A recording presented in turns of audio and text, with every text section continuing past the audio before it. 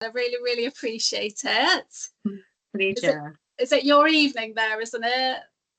It is. Yes, yes. Just the end of the day for us here in New Yeah, Zealand.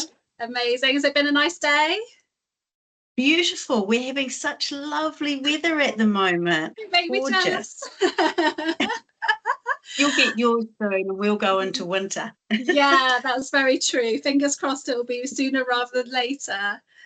Yeah, Well, no, as I said, Gail, thanks for taking the time to speak today. We've obviously spoke very briefly before about your story of, domestic abuse, how you've overcome that, and just where you're at now. mhm. Firstly, do you want to sort of introduce yourself? Obviously, anything you want the readers to know, perhaps a little bit about your journey that you think potentially led you into that abusive relationship. Sure. Well, thank you for having me. And I'm Gail, and I live in Auckland, in New Zealand. And over a course of quite a few years, I had multiple miscarriages, 7 actually. Throughout that time, I did have 2 beautiful boys, so I really feel very blessed that I was able to, to do that throughout the pain and the heartache of miscarriage. Yeah. But unfortunately, one of the last things that happened to me was I got to sort of a midway through my pregnancy and my baby stopped growing, which was very sad. Of And course, yeah. the all the reading that I've done now is an indication that possibly because of all the miscarriages I had before, I just wasn't in a good state to be Yeah, able of to grow course. that baby. So it Yeah, was really heartbreaking. When I yeah. went into hospital, sadly, things went really from bad to worse, and I hemorrhaged and ended up having an emergency hysterectomy, and it really did sort of change the course of my life. Yeah, I So bet, girl. yeah. Yeah. Yeah, So, when you go through all that sort of heartbreak and then at the same time you still have to continue on living, yes. working and, looking after your family and that sort of thing. I got into a very dark place and the outcome was that my husband and I eventually split up, and I was on my own. I think I was feeling very vulnerable. And unfortunately, then I met somebody who was very charming and very nice. And I thought, this is great. I'm going to have Yeah, this lovely life from now on. But it couldn't be further from the truth. It all went yeah, really downhill from there.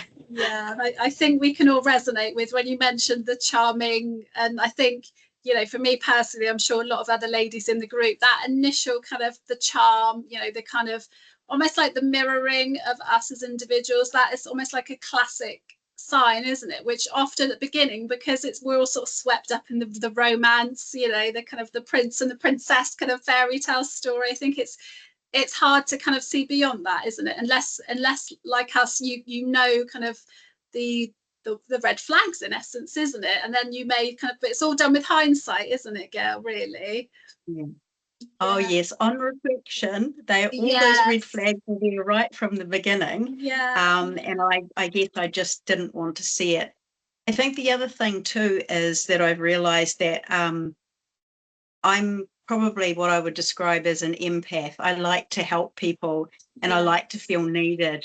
And this man liked that about me. And I think that's a Yes. classic Yeah. sign of a narcissist, is that Mm, they choose people that they know are going to be incredibly kind. yes. Yeah. I honestly did so much for him. Yes. Yeah, it's Yeah. often kind to our detriment, isn't it? I think. And again, it's all done with good intent, isn't it, in that relationship? Because, that's the people we are, kind and caring and thoughtful and everything else. But often I think, as I said, it often means those red flags at the beginning are overlooked because we're like, oh no, we've seen the Prince Charming right at the beginning through that kind of love bombing where he is charming, friendly, and everything we'd want. I mean, were there any kind of red flags that, again, this is all said for hindsight, Gail, that you saw at the beginning of that relationship that now you're like, oh God, yeah, I should, recognize that? Yeah, there was a lot of secretiveness, and I wanted to believe a lot of that. He used to drink quite heavily also, and the next day, if he would argue with me the night before when he was drinking, the next day he'd be very charming again, and you know love bomb me and all that kind of thing. I mean, Yes, all of that yeah. kind of behaviour is so typical. Um, I knew quite early on that he was cheating on me, and I don't know why, because I would never put up with that kind of behaviour. I No. remember asking him, could I see his phone, because I was so sure that he was texting somebody, and he Yeah. smashed his phone so that he Oh, wouldn't have to show me. That God. that happened 3 times over the course of the relationship, which was around nearly 6 years. The last year, I had completely stepped away and was trying to get out of the relationship, but that Yes. proved to be quite difficult also. Oh, I can imagine. I mean, was there, from your perspective, I appreciate it's so hard, isn't it, when you're in the thrux of that relationship and you're so intertwined, aren't you, in lots of different elements, financial, emotionally, and everything else. I mean, when you mentioned your kind of plan to kind of escape for us, in essence, was it kind of something you did in conjunction with other people or organizations, or was that something you had to sort of work through by yourself? Through the course of the relationship, I actually cut myself off from a lot of people. I think deep down, I knew that this relationship was failing. And I'd already felt like a failure because of, everything that had happened in the past. I'd lost a lot of enthusiasm for life. I was just going through the motions every day. Yeah. I think my family thought that I was all loved up and happy. And Mm, so they kind of left me alone a little bit, my siblings and that type of thing. yeah. Um, but actually, what it was I was just getting more and more depressed. And I would say to him on occasion, you know, this is not working. I'm going to leave you. And he would say, you'll never leave me. I have women lined up around the street. You know, why would you leave me? Yeah, I think, yeah, I can resonate with that as well, sadly. And it's kind of, yeah, it's hard, isn't it? Because the thoughts are there of what you've got to do, but as I said, often that plan to get out of that relationship is so complex, isn't it? That for your own safety, well-being, and everything else, it's got to be kind of well thought out, hasn't it? Often, a lot of the times, because you need to be somewhere that's safe and you're supported. Financially, there's so much to it, isn't it? That a lot of us kind of struggle with because we can't see what that step looks like, so we're often just stuck where we are, sadly. That's so true. Just, the practical aspects of it, like you said, the money, the housing, the splitting up of bits and pieces, we were very involved with a sports club. And so the unraveling of that and finding people to do the things, because clearly I couldn't stay in a club where he was anymore. I was the Yeah, manager. of course. I was working, there was so many things, but eventually I realized that I had to make a plan and I had to see it through because Yeah, I couldn't live like that anymore. yeah. Was there kind of a defining moment? I mean, again, please don't share any detail if you don't want to, but was there anything that was like that made you go, enough's enough now, or was it just a continuum of lots of things over time? Well, I think it was a combination of both. There was certainly so many things, and I was sad. I was tired of being so sad. It was Yes. like I wasn't living. I was just going through the motions of every day, and unfortunately, I got into the habit of drinking because he was drinking. That's no excuse, but for some reason it just sort of seemed to be a bit of a crutch for me. Yeah. And one night I had too much to drink and I fell, and I woke up in the same place the next day, and I felt Mm, really ashamed and really angry at myself and that I'd let myself get to this point. yes. And that was sort of the moment I thought, this has got to change. We Yeah. have to move in. I've got to be Yeah. gone. Absolutely. And I Mm. think for a lot of ladies, it is, as you said, it's a combination of lots, isn't it, over time? But often there is something that's quite sort of powerful, light bulb moment almost, that makes us go, actually, enough's enough, kind of, even if at the time we don't necessarily feel we deserve better. I think, like you said, it's sometimes the shame of, like, God, like, I was once, this person, now here I am. And it's almost Mm. that, trying to get your head around, how did I get to that point? And again, we shouldn't feel ashamed, because it's not our doing that we've actually got to that point. But it's kind of, from our perspective, thinking, oh, how we let this happen to us is often, for myself, that was my thought process. Not that we let it happen to us, because as we both know, abuse is very manipulative, isn't it? There's lots of different aspects that keep us there. But that feeling often is the feeling that almost pushes us to that healing journey, isn't it? Which is positive in itself, really. It's almost that thing of, being at your lowest point. When you're Yes, told enough times you're fat, you're ugly, you're crazy, you actually start to believe it. And you look at yeah, yourself in the mirror and that's all you see. And it often takes something like, in my case, a hit on the head, yes, to actually wake myself up and say, what are you doing? This is not you. This is not who you are. exactly. And So just that was the knowing you, catalyst. yeah, and it's knowing you deserve better, isn't it? And again, I do Mm. get the fact that, a lot of us get to that literally rock bottom, don't we, before we can then start to see the light again. But sometimes, sadly, Mm. it does take that, doesn't it? And then, Gail, looking at your journey, were there any sort of like practices, experiences, anything that you kind of did, I guess, when you were literally at that rock bottom, to try and rebuild yourself again?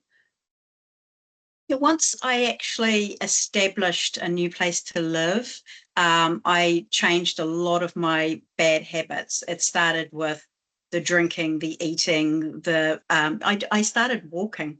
I think it was sort of leading into the first year was uh, I was very hard on myself and was still very angry, very sad, did a lot of crying and all that sort of thing. The next year I started to come through that. And I think it is a journey. It's almost like you have to go through these various stages.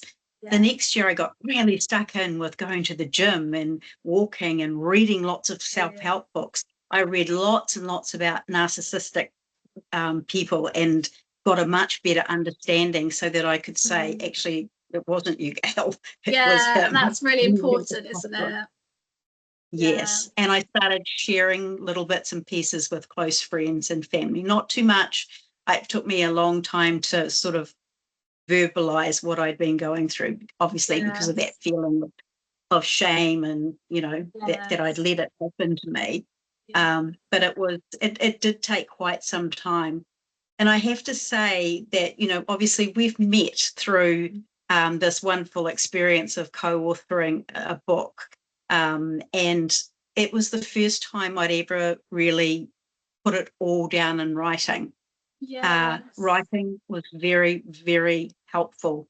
I did cry a Yes. lot while I was doing it, Yeah, but I it can did resonate, help. actually. Yeah, and I think for anyone listening to this, I think, hopefully you'll agree, Gail. I think we have to go through those emotions, don't we? I think so many of us are taught, well, you can't cry, you can't be angry, you can't be this, you can't be that. Whereas actually, for me and possibly yourself as well, it helps, doesn't it? Because it's almost literally releasing the emotions, isn't it, from our mindset, but also quite literally from our body as well. Yeah, one of the things that I read too was about keeping a routine going. I think for all of us, it'd be very easy to crawl into bed and pull the covers up and just Mm. hope that everything would go away. But Yes. when you're in a routine, especially if you've got young ones, my youngest was a little bit older, but still making the effort every day to get up, go to work, Yes. make those sorts of things happen. It's very Yes. hard, and for anyone who's going through it now, I absolutely empathize because that's that first step every day, but it Yeah, it somehow is. gets easier and easier. Yeah. No, you're Yeah. absolutely right. And I think when you said those steps, as small as they are some days, aren't they? It's kind of just keep moving forward. I think for me, it was kind of like, you know, if I got out of bed and I had a hot shower, if that was kind of my fantastic, that was my sort of positive for the day. Yeah, literally. And I think, like you said, if someone's working, just trying to maintain that routine is a really good point, because I think you're around other people, which naturally helps, doesn't it? But also B, it gives you that purpose. Whereas I think when you're potentially kind of on your own, quite literally, sadly, we're left in our heads, aren't we then? And that's when things can be quite difficult. Yeah, and I think I've definitely learned a lot more about myself and those sorts of things. I do like my own space, but there's a point where you have to say, come on, Gail, time to get out and socialize with some Yes. people.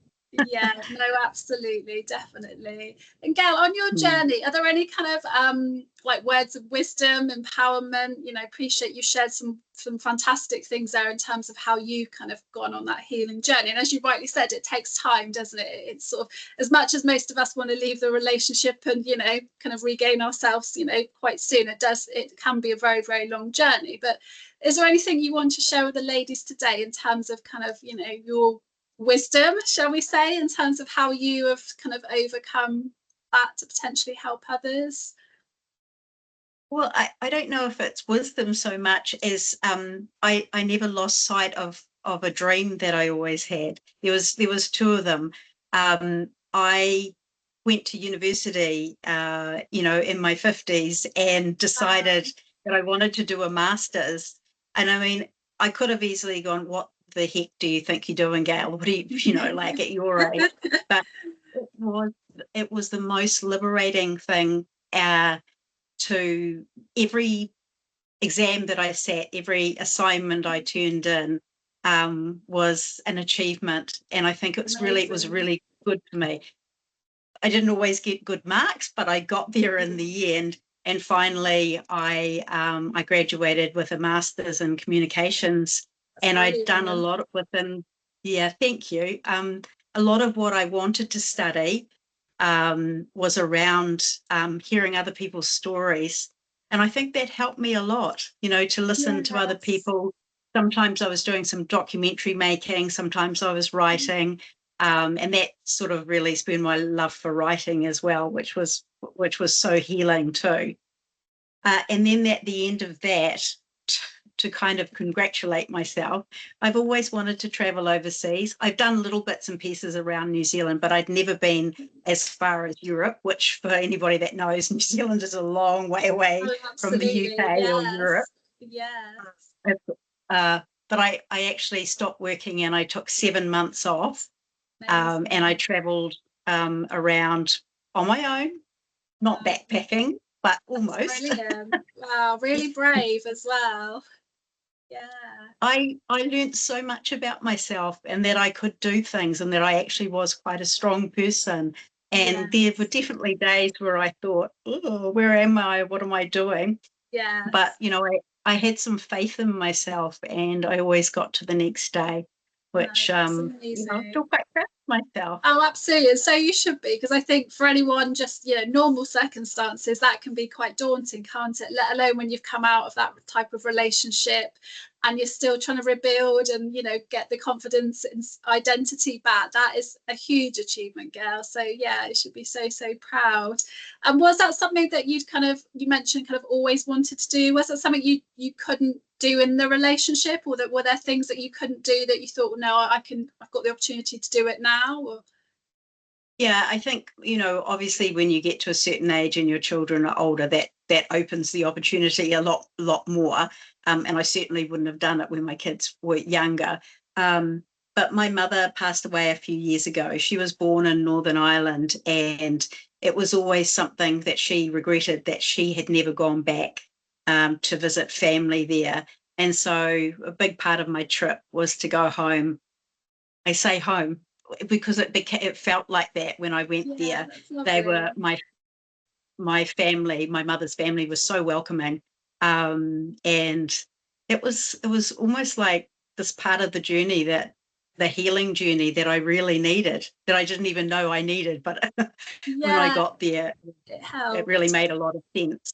Yeah, amazing. And I think I sort of personally resonate the fact you said it's almost sitting with yourself, isn't it, as well at times? You know, it's kind of having potentially that balance between sort of you Yes. time, but also time with those you trust and that have your, you know, best interests at heart. And I think, you know, for a lot of us, and I can imagine when you were doing your traveling, you really get to find out who you are, don't you? And actually get to almost love yourself again, isn't it? Which gets lost in the abusive relationship because you're told anything but that, aren't you? But it's actually finding that love for yourself and respect for yourself, just to know actually I am a good person. Yeah, there were days that I just walked and walked and I just looked and took it all in. And I tried to, I mean, I took lots of photos, yes, but I also tried to have lots of moments where I just enjoyed the experience of everything. Everything was so new and different. And that it was very healing. Anyone who has the opportunity to do that, I highly recommend it. Yeah, absolutely. I can imagine. I think even people that, you know, can perhaps, you know, step outside their front door and just be in nature, you know, I think for myself personally, and perhaps for you as well, get it just helps, doesn't it? Just to kind of really ground yourself and take life back to what I call the basics, you know, the simple things of appreciating literally the simple things in life. Yeah, just enjoying the sunshine, the rain, the snow, whatever it might Yeah, be, and just, embracing the moment is so important. And you're right, I think what you said before about we kind of get so into our own heads. I mean, I'm still quite bad at that sometimes. And I have to stop and remember, you know, what's happening around me right here and right now is the most important yes. thing. Yeah. So do you Mm. have any kind of like daily practices that you still do now, or is it just like you said, a bit being a bit more conscious of yourself and your own thoughts? I try to walk every day. That's probably a big thing that I find really helpful. I also, I mean, any kind of form of exercise, I think, takes you out of your head. Yes. It's quite difficult because obviously I'm back to routine of working, and after all that Yes. lovely Yeah. travel. Yeah. Uh, so even with limited time, I've enjoyed the experience of writing, and I'm thinking about writing more. In fact, something about my Amazing. journey, my travels. Yeah. Brilliant. Um, yeah, but yeah, walking every day and spending time with my family. I love my son has actually come home to live with Oh, me, which has been really, really lovely. We yeah. definitely have our moments at times, but Yeah. Yeah. I think it's every yeah, sort of parent and a sort of son or daughter does, don't they? yeah, no, Um, absolutely. And just looking forward to my older son is getting married this year, and that's oh, I'd gone brilliant. from being in a place where I had almost decided that I didn't want to be here anymore, as I'm sure Yes. lots of ladies can resonate with when they get to Yeah. that point.